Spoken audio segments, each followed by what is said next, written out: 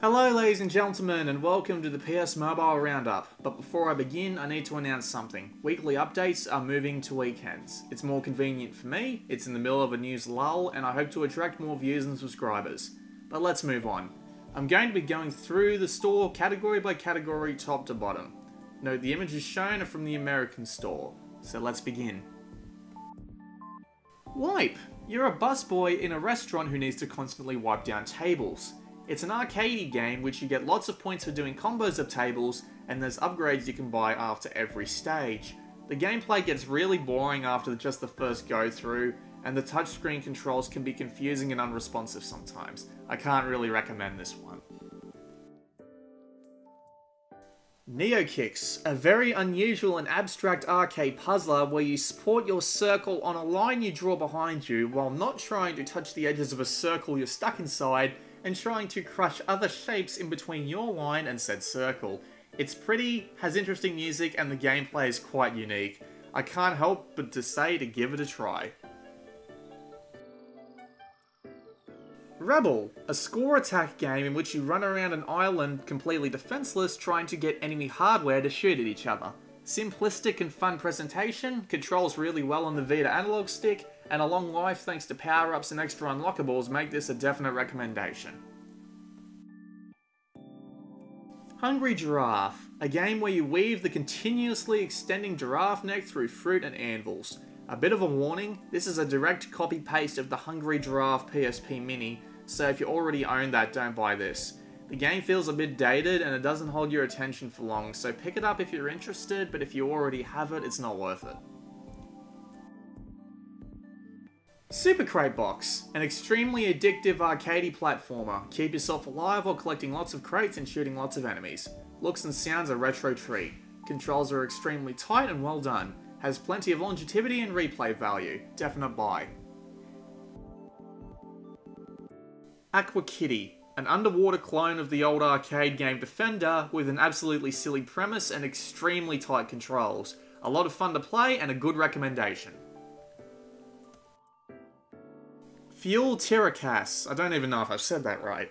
A strange game reminiscent of the spinning plate trick where you have to charge energy in reactors by tapping circles really quickly and then keeping multiple reactors in between certain energy levels for a bit of time.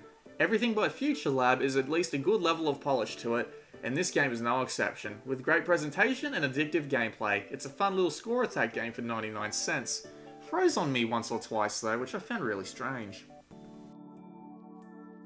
Everybody's Arcade, a bunch of mini-games including some popular card games. Kinda misleading with no price, as the games cost $3.99 individually or $9.99 for all 5 of them.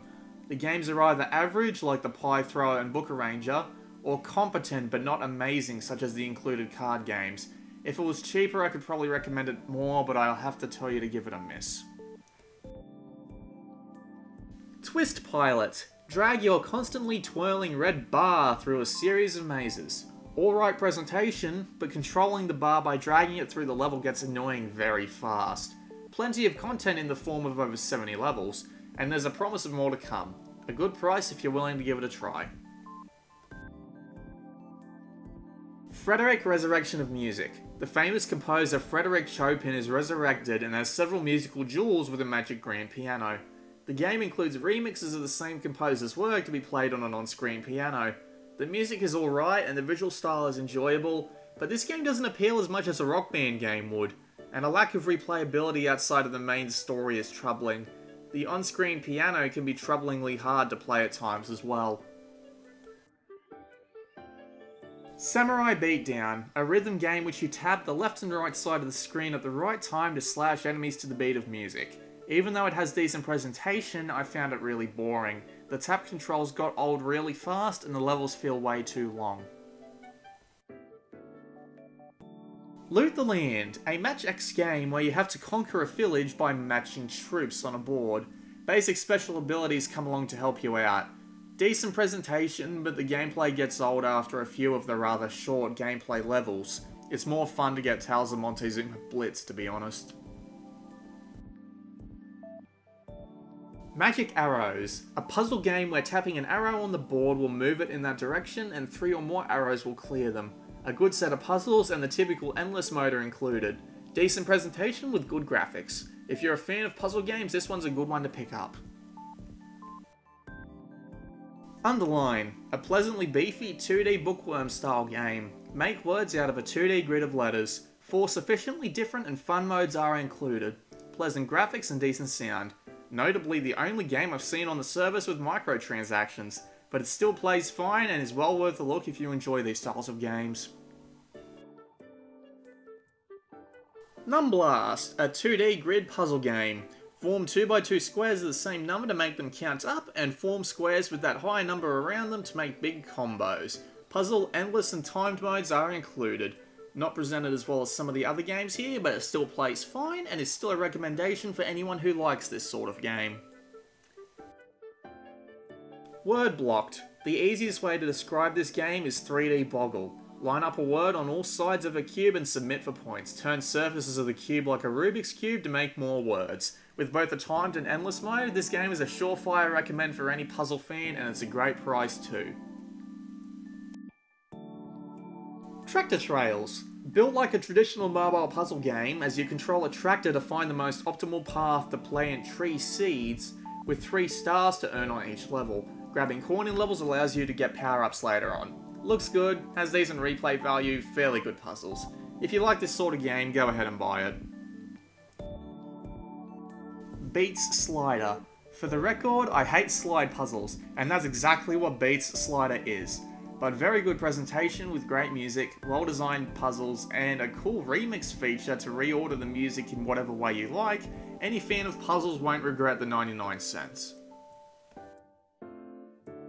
Incurvio, a 2D RTS game which has you building structures on specific areas and building units to take over more building areas, with a rather rock, paper, scissors style of unit distribution.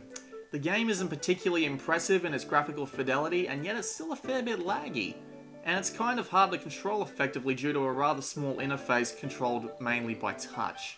A lack of gameplay modes on top of this kind of leave me not to recommend it.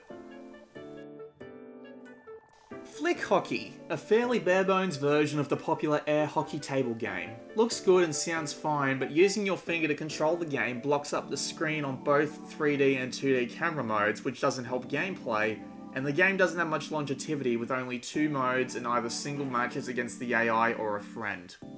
I can't really recommend it for the price. If it was 99 cents, I'd tell you to go for it. And that's it! A lot of surprisingly good games on the PS Mobile Store, and I hope my recommendations have helped you find a good game for your Vita. Like, subscribe, comment, and share the video around if you want more. See you this weekend for the next weekly update. A good set of puzzles and the typical endless mode are included. Decent presentation with good graphics. If you're a pan using your frickin' handle to play the PlayStation,